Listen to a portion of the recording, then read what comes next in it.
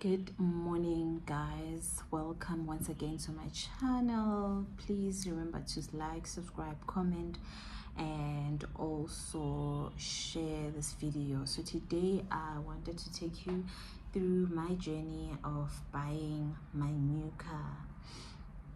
So it's really a story. So I wanted to take you through the reasons why I got the car, right? So first of all, it was a trade-in, and I took a balloon payment yet again.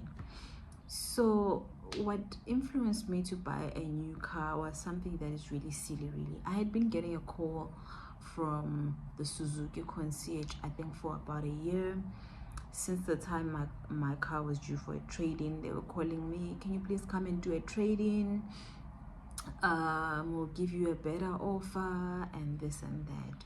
So I used to always just deny and just think, no, I'll just drive my car. It's still fine, it's still fresh, I can still drive it around. It has never given me any mechanical problems. So until the time I had to take my car for roadworthy maintenance and it failed, I was told to go and get a new tail light, and this was due to the accident that had happened at a car wash. Please watch my previous video for you to really get the full story of this. So at the time also I had twins, which were an addition to my family, and I was also starting to feel as if the Suzuki S-Presso was too small. I was just starting to have this, like these phobias. Not that anything cannot happen in a bigger car or whatever, but I was trying to just have those phobias. And then there was number two, so it was the phobias of me feeling like the Suzuki S-Presso was small, especially with the addition of the twins, and then also the fact that it had failed. My Suzuki S-Presso also failed the roadworthy test at Deca, right, for me to renew my license. I remember the guy who did the assessment told me to go somewhere in Marabastad. Those of you who are from Pretoria in South Africa would know where Marabastad is. It's like a downtown. They asked me to go there and find a light, but I just did not have the energy to do all that. So I decided to trade in because it's something that I had been thinking about anyway. It's not that I was what do you call this? It's not that I did not think about it. I just didn't think about it thoroughly, but I had thought of doing a trade-in at some point in the life of my car. So I sat down, I did a budget, checked my spreadsheet to see how much more can I afford to spend, right, without crippling myself and being on a minus every month. So I decided to take the car. My Suzuki S-Presso retailed for, the installment was 3,200, as I've mentioned in my other video, a month. And now I decided to go for a Fronx, which was a little bit more. So what happened in me selecting a Fronx, I had a budget. I sat down and I drew my budget, and my budget came to 6,500. So I did not know which car I would want, but I knew that I had a budget of 6,500 that I would then use towards paying a monthly installment for my car, right? And then also what happened is that I approached the dealer, the same guy who helped me to buy the Suzuki S-Presso, even if he's the one who misled me during the first purchase and gave me and added things that I did not understand and didn't bother to explain them to me, but I felt comfortable with him.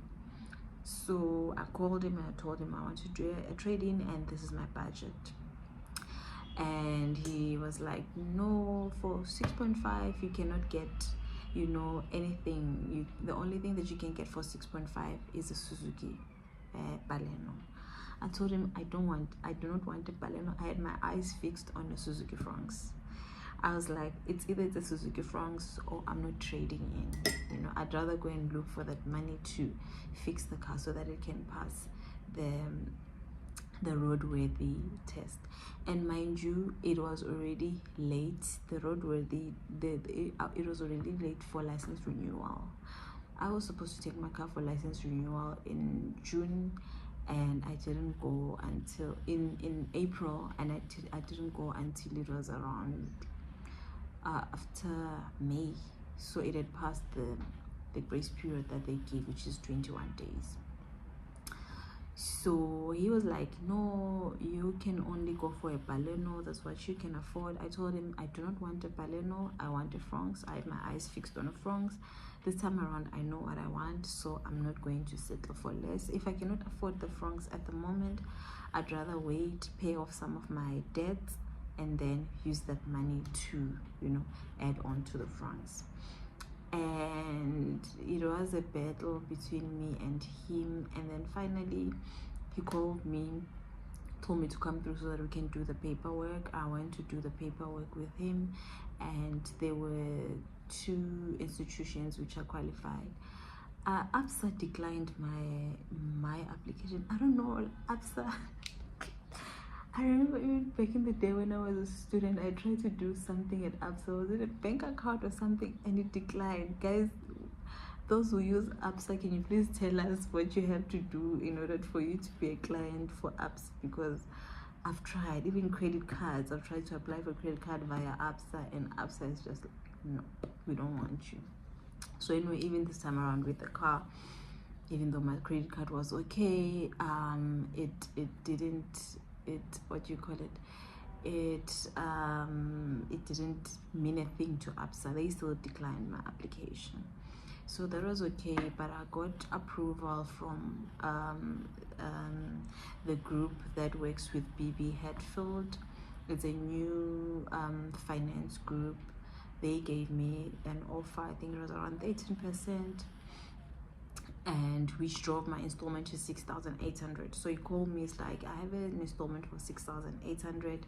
Do you want the car or not? I was like, it's a little bit higher, but let me think about it, and then I'll come back to you.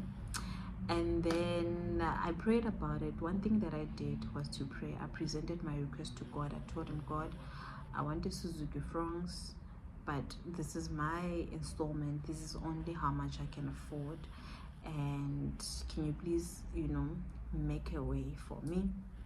And it was 6,800, but I was still like, no, it's not within my budget. Where am I going to get that 300 rand, you know? That was okay. So the following morning I was supposed to, so he called me again in the morning. He's like, don't forget to come. So I was like, you know what, let me just go to the dealer. And then when I got there, I asked them to check with my bank, because I use FNB, so I asked them to check with West Bank. And they quickly checked with West Bank to tell them that I got this offer. So I had gotten this offer, so I wanted West Bank to either give me the same match or give me a better interest rate.